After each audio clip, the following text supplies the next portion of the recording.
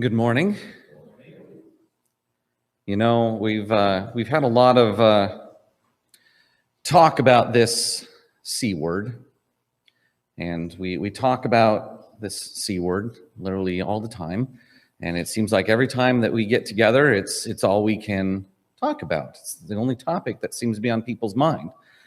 And I told myself, I should talk about something else because, there's a whole wide world of things that I can talk about.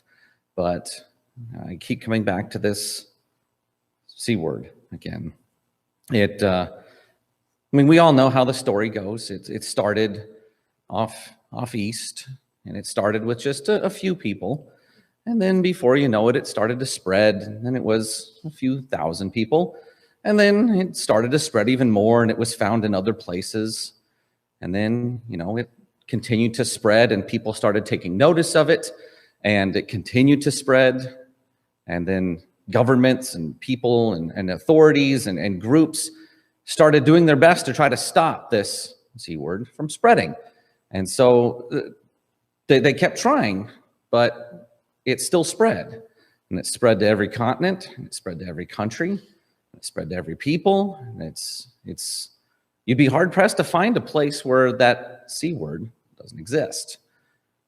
Now, for those of you who are kind of trying to guess along and follow along with me, I'm not talking about COVID-19, and I'm not talking about the coronavirus. I'm talking about a couple other C words: Christianity, Christ, the cross.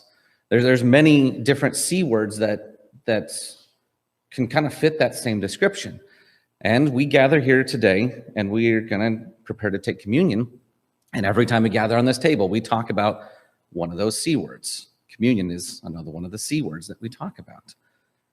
But I find that in today's culture, with things the way that they are, we've sometimes talk about things so much we start to take them for granted. And it's just like, oh yeah, I catch people all the time. It's like, well, coronavirus, and it's like, okay, yeah, maybe that has something to do with it. But maybe there's different things in our lives that influence the way we live, and it's not that C word that should be influencing the way that we live.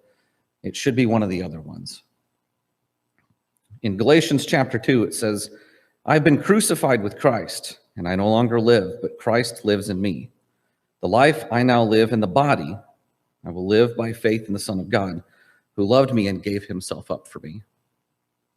Pray with me.